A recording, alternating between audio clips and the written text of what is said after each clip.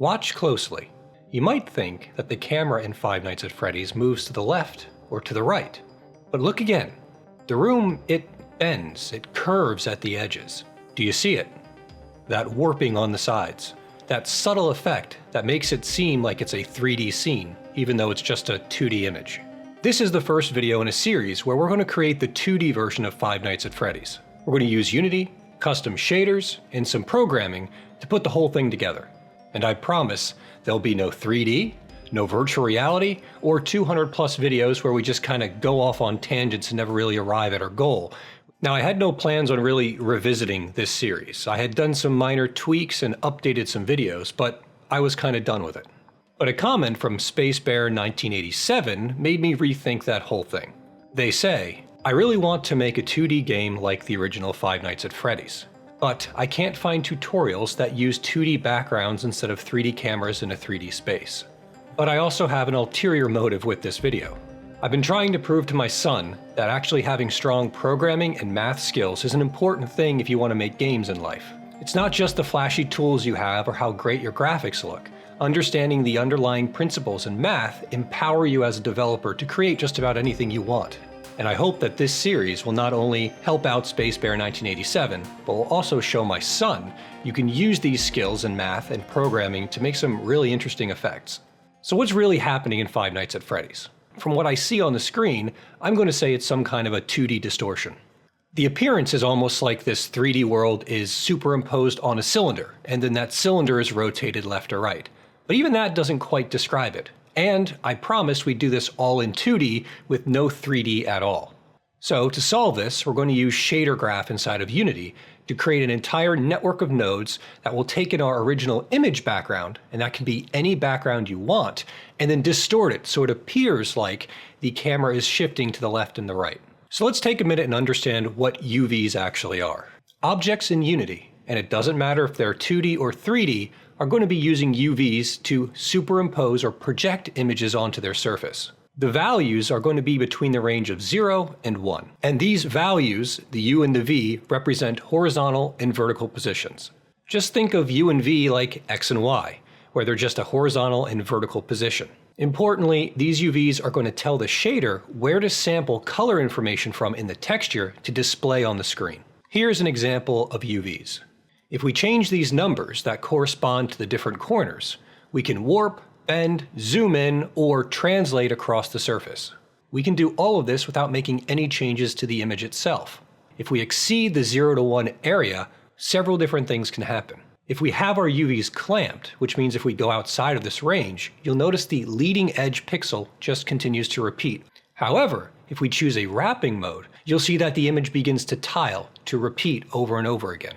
Let's go ahead and take a look at the final shader graph we're going to implement in this video. Here's a great time to go ahead, hit pause, and take a screenshot if you just want to work by yourself putting all these nodes together. However, if you're a curious person like me who wants to know why something works, then follow along. I'm going to assume you've already installed Unity Hub and the correct version of Unity, which we are using here. You're going to create a 2D project through the templates. Now, importantly, the 2D project is going to use the built-in rendering pipeline. This is actually not what we want. If you accidentally use the built-in pipeline and go through this entire series of steps I'm going to show you, you're actually not going to get anything to render to the screen. So we're going to switch from the built-in pipeline to the universal rendering pipeline. This is going to give us a lot more flexibility and allow us to use the shader graph to create these custom effects. Make sure that you have shader graph installed. Go into your package manager, go into the Unity registry, and find shader graph and hit install. Go ahead and create a new folder and call it Shaders. Right-click in your project area, go to Create, Shader Graph, then URP, and choose a Sprite Unlit Shader Graph.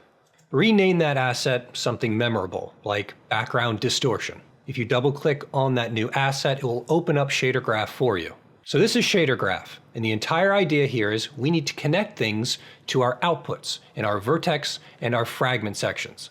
We have a bunch of different custom nodes we can use, mathematical functions, texture references, and different inputs that we can provide through scripting if we want to. There are many operations available, and it's almost like coding, except everything is represented through nodes.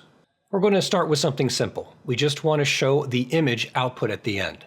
Now first, we're going to set up our inputs. These are nodes that we can supply values to, either through the material editor on the side, or we can directly program in our scripts.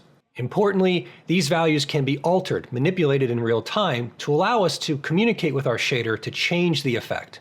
Go ahead and under the New Shader Graph section, click the plus icon. You'll notice a bunch of different variable types. For this first input, we're going to create one called camera angle. Go ahead and click on a float type, and then you'll see the field is selected. Change its name to camera angle, and it's going to control where we're supposed to be looking. A value of -1 means we're looking all the way to the left. A value of +1 means we're looking all the way to the right. We're going to create an input called field of view. Field of view is going to control how much of the scene we see. It's going to represent an angle for us. However, it's a floating point number, and importantly, we're dealing with radians with this kind of math. So we're only going to have small numbers go into this, like 0.1 or 0.8 or 1.2. They're going to get multiplied by pi later on, and that's why small numbers here end up equaling a larger angle later. We're going to create another variable called margin. This is also a float. The idea is that this is a zoom factor. It allows us to zoom into our image because many of the effects we're going to be creating will distort the image so heavily that you're going to fall off beyond the 0 to 1 range. And this is something we don't want to show on the screen. We're going to start off by creating a basic shader graph. We're going to add different functionality until finally we know enough to move through this entire equation that we're going to get to at the very end. This equation represents both the distortion in the U and the V directions of our graph. We're going to start our scene by creating a canvas. The canvas is where our entire UI is going to sit. The canvas should be set to screen space overlay. This is important. Next, we're going to add a raw image to the canvas. Go ahead and create a material in your project. Call it background material and assign it to the raw image. If you click on the material you created in your project, you can click on Shader in the upper right-hand corner of your inspector. Go ahead and go to Shader Graphs and find the shader graph you just created. Double-click on the shader graph in the project settings to open up the shader graph. In the upper left-hand corner of the shader graph are our inputs. We're going to start by creating a new texture 2D object and calling it background. You can click and drag this to add it anywhere you want to reference the background image. We're going to start very simply and build this graph up bit by bit so you understand what most of the parts are before we get to the heavy math. You can add nodes by right-clicking on the workspace and searching for them by name, or go through the menus until you find what you need. We're going to start first with a UV node. This is how we gain access to those UV coordinates that are assigned to the object. UV has 4 outputs. These are 4 possible coordinates, but we're really only going to use the first 2. To gain access to each one individually, we're going to use what's called split. This is going to be a very common operation in order for us to break things like vector 2s, vector 3s, and vector 4s into single components that allow us to do math on them individually. Drag the output of the UV node into the split node. You'll notice you now have R, G, B, and A, red, green, blue, and alpha. Ignore the fact that we keep changing conventions. It doesn't matter if we're talking about XYZ or RGB or UVW. We need to be able to shift our UVs around, so we're going to use subtraction to do that. Many of the functions we're going to use operate around the origin, 0, 0. However, our UV coordinates are offset because the center of our screen is at 0.5 and 0.5. So the first thing we need to know how to do is use a subtraction operation to subtract out 0.5 from both the U and the V coordinate. Create 2 subtraction nodes and link the R to the first one, and then subtract 0.5 in the bottom half of the subtract node. Then connect the other G component from split into the other subtract node and go ahead and subtract 0.5 from it. Looking at the preview windows, you can see exactly what's going on. Those gradients of color we saw are now completely shifted over, both horizontally and vertically. After we perform all these operations, we're going to want to merge all these UVs back together. Remember, the final output we're trying to connect to is in the fragment component, and this is going to be expecting some sort of a color 3. We have to transform our UVs from these coordinates in space into actual colors. The first step is to combine them all together. So right-click and add a combine node. You're going to take the output of that first subtract node and put it as the R component. You're going to take the output of the second subtract node and put that as the G component. We're going to ignore the B and A, but if you wanted to, you could connect the splits from that original part into each of those combined, so B to B and A to A. These are still just floating point numbers, coordinates. We need to actually use them to sample a texture, so right-click and add a Sample Texture 2D node to your workspace. Connect the output of your combine operator to the UV part, which here only takes in 2 parameters. You also need a texture to sample from, so drag and drop that background into your workspace and then connect it to the Texture 2D. Now the Texture 2D is going to be outputting an actual color value we can work with. Click and drag that RGBA4 value into the base color section. Make sure you hit Ctrl S and save your shader.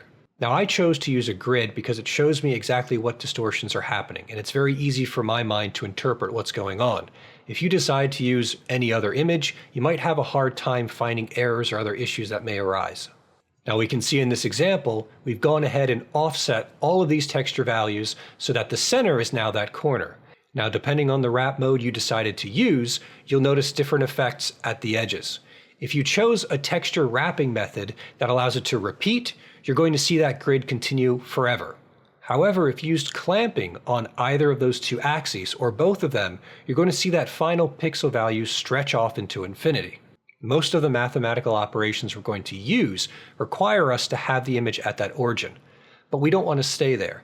So we're actually going to do something that seems kind of useless. We're going to undo all of the mathematical operations we just did. We're actually going to move everything back to where it was. Click and drag and move all of the UV, split, and the subtract areas off to the side. It's very easy for us to select and break connections inside the shader graph. Go ahead and select all of the nodes between the subtract nodes in that combine section and hit delete. Now we're going to add some nodes in between these 2 and link them together. Right-click in the workspace and add a new addition operation. Hit Ctrl C and hit Ctrl V to duplicate the node. Now connect the subtract to the add for the U and connect the subtract to the add for the V. Make sure we're adding back a 0.5 to each of these nodes. Connect the add from the U to the R of the combine and connect the add of the V to the G of the combine. If you save your settings and go back to your scene view, it'll look like nothing had happened. And that's the idea. I wanted you to see that in between these 2 operations, we could put all sorts of different things. And at the end of the day, we're going to move our UVs back to where we expect them to be, back between 0 and 1. Just to see some distortion effects, why don't we do a simple multiplication operation? Go ahead and separate the subtract and add nodes and delete the connections between them. Make enough space so that we can right-click and add a new multiply node. Duplicate the multiply node like before. What we're going to do is square everything. So take the output of the subtract U node and connect it to both the A and the B sections of multiply. Yes, you can connect multiple nodes to each other, and this makes it very easy so you don't have to create the same nodes over and over again. Do the same thing for the V section below it. And now connect that to the add at the top and the add at the bottom. Go ahead and save it and go back to your scene view. Now take a minute and think about what's going on mathematically here. We've moved that center of the screen down to the origin, and then we've multiplied the value by itself. Because we're dealing with values between 0 and 1, when we multiply it by itself, like a number like 0.01, we're going to end up with 0.01 times 0.01, which is going to be an even smaller number. So a value of 0.5 times 0.5 is going to give us a reading at 0.25. So our image is going to look distorted in the center, where it's going to seem like we're kind of smushed everything, and then we're going to see more and more as we get to the edges. This is an example where I want you to drag some other kind of an image, because while the grid does show it, because it's the same repeating pattern over and over again, it's not perfect. Now there's another interesting effect going on here, and it seems like we're only reading from part of the image. In fact, we are only reading from the upper right corner of the image. Because we ended up multiplying a value by itself, all the values we get out of it are going to lack any negative value. Negative 0.5 times negative 0.5 equals a positive 0.25. Now that you've had a few moments to get used to shader graph and you can see how we can manipulate UVs, let's use that knowledge to create the final shader. As your shaders get more and more complicated, you're probably going to want to start naming parts and what functionality they provide. You can do this by selecting the various nodes you have on your screen, right-clicking, and then creating what's called a group. You can then name this group and it will label all of the nodes and put a nice box around them. Let's start simply with the X distortion. It's a lot easier than the Y distortion. Begin by sampling our UVs and then splitting them. We're only going to be working with the X component or the R component once you use a split on it. We're then going to subtract out that 0.5, so we're working at that origin space. Now we're going to start using our inputs. The first node is going to be a multiply, and we're going to use our FOV value and multiply that by whatever our current coordinates are. We're going to add our camera angle value now to this multiplied value. This will be a value between -1 and +1. So think about this addition as moving things over when it's negative to the left or moving things to the right when it's positive. Next is where we're going to be using the tangent function. The tangent function is going to be supplying us with most of our distortion.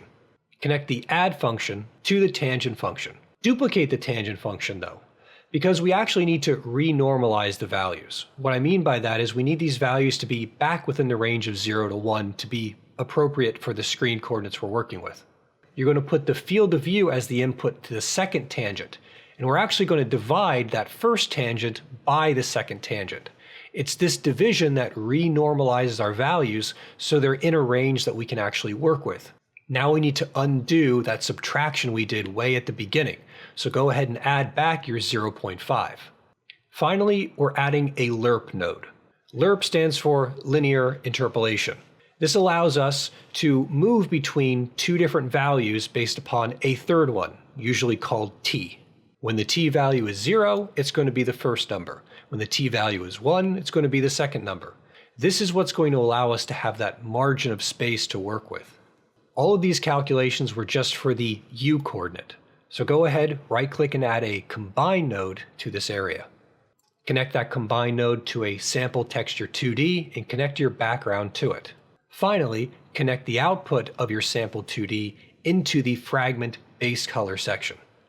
Now that we have the top part done, so now we're going to add the Y distortion. This section is a little bit more complicated, so take some time setting up these different nodes. The first part we're going to want to create is what's called Y-centered. Go ahead and right-click, create a UV node, use a splitter on it, and this time make sure you're operating with the G component, which is the V component for UVs. Put that into a subtract node and subtract from it 0.5. Group all that together and just call it Y-centered so you know what those nodes are. The first thing we're going to work with is what's called the scale base. Now what makes this math a little bit tricky is the fact that I actually added another input parameter called vertical strength. I wanted the vertical strength to kind of change how much distortion is actually in the image, so you can replicate different kinds of warping effects. Because of the way I did the math, the vertical strength can have a negative or a positive value. Next up, we're creating the component called scale base. Everything always starts with UVs, so go ahead and create a UV node. Create a splitter. Now, contrary to what you might think, even though we're working with the y-axis, we actually want to use the x component when we're doing our math. Because what we care about is how far over on the x-axis things are to know how to distort them. We're going to use an add this time to move all our pixel values over 0.5. Next, multiply this value by a constant, and that constant is going to be set to pi. Right-click and create a cosine node. Take the output of the multiply and attach it to cosine. We now need to scale our values down by half the range we're working with. Now we're going to undo that subtraction operation we did before by adding 0.5 to it. We're now going to use another lerp node. The value we're going to start with at the top is just the value of 1. The value for the bottom is going to be connected to our add node. And finally, what's going to control how much distortion we're working with is going to be the vertical strength. Take the vertical strength and connect it to an absolute value function, and then connect that to the t component of the lerp function. Remember that vertical strength can be both negative and positive, and what's going to happen is we're going to switch between two different functions. When things are negative, we'll use an inverted version of this function, and when things are positive, well, we're just going to use the normal function itself. Grab all the components we just created and label them scale base. Set that to the side for a moment. I mentioned before that I wanted to be able to flip-flop between distortion. We're going to accomplish this by using a step node. Let's create our two different functions that will alternate between. Take the output from our lerp function from the scale base group and link that to a subtract node. The top of subtraction should be a 1, the B input for subtraction should be the output of our scale group. Now create an add node and connect the subtract output to it. Use a value of 1 to add to it as well. We're now going to make it so we can lerp between these two functions. Create a lerp node and attach to the top the A parameter, our scale group. In the B parameter, attach our inverted scale group. Now to decide how to flip-flop between these two functions, we're going to be using what's called the step node. A step node is going to swap between two different values we supply. We have an edge, which is going to be set to 0. For our input, we're going to have the vertical strength. The step node is interesting because it allows us to swap back and forth between two different values. Our edge case, where we're going to allow this swapping back and forth, is going to be 0. And that's because on our range, we have values between -1 and +1. And 0 is where we want to swap between these two different functions that are going to go into our lerp. Set the vertical strength as the input. And now connect the step function to the t value in our lerp function. Now as that step function crosses over from negative to positive, it's going to lerp between these two functions and go from 0 to 1. The output from this lerp function isn't enough yet. We now need to connect our y-centered coordinates, the ones we had at the beginning, to these lerped coordinates. Create a multiply node, and then connect the lerp node to that multiply. Then connect the y-centered values to the other slot in the multiply node. And now we need to undo that 0.5 shift. So right-click and create a new add node. Connect the output of the multiply node to the add node. And make sure you add 0.5 to it. We're going to do one final little bit of math, and this is what I worked out in order to make those margins work for us. This is so that we have that safe zone we can modify to scale in and zoom things out. We're going to use vertical strength again, so go ahead, drag and drop the vertical strength into your workspace, right-click and create an absolute node. Connect the vertical strength to the absolute node. Now we're going to multiply that vertical strength by our max margin. Drag the max margin in, create a multiply node, connect both to it. Finally, to bring all of this together just for the y-axis, we're going to use one final lerp node. The A component for the lerp node is actually going to come from the output of that multiply node we just made. For the B value, we want to invert this. So right-click and create a subtract node. Connect the output of the multiply node to the B section of the subtract node and set the top to 1. Now we're taking 1 and subtracting whatever that value is. Connect the output of the subtract node to the B section of the lerp node. All of the work we did with y-centered scale base all coming into that final addition section, that's going to become our t value. That's the thing we use to interpolate between the A and the B. Now we're ready to combine everything. Right-click and create a combine node if you haven't already done that. Make sure you connect the lerp node to the G section. That corresponds to the vertical section of the lerp node.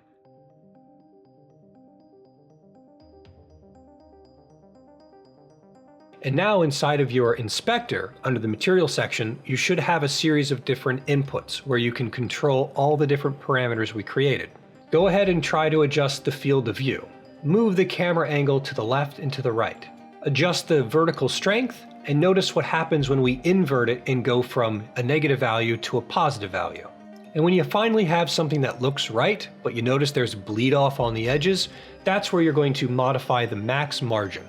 This is going to allow you to pad the image so you don't see all of the issues with the borders. I'd certainly recommend throwing the grid on there and seeing exactly how much distortion you're actually creating in your image. There were many ways to get to this final outcome, and you don't have to use the exact same node structure I'm using here. But the great thing about this solution is that we can tweak the different values, which allows us to create different types of cameras for different rooms. And that's all there is to it. Here you saw how you could take any image you want to and create this almost cylindrical 3D fisheye lens effect. In the following videos, we're going to continue to explore this. We'll add some different icons on the left and the right that when you mouse over them, will allow that value to make it seem like your camera is looking left and right. And if my son happens to watch this at some point, I hope I've proven to you that a little bit of math can go a long way to making your game look really amazing. If you happen to enjoy this video and learn something from it, please give it a like and consider subscribing. Feel free to drop a comment below and let me know if there's any particular mechanic you'd be interested in seeing in the future. Thanks everyone, so long and goodbye.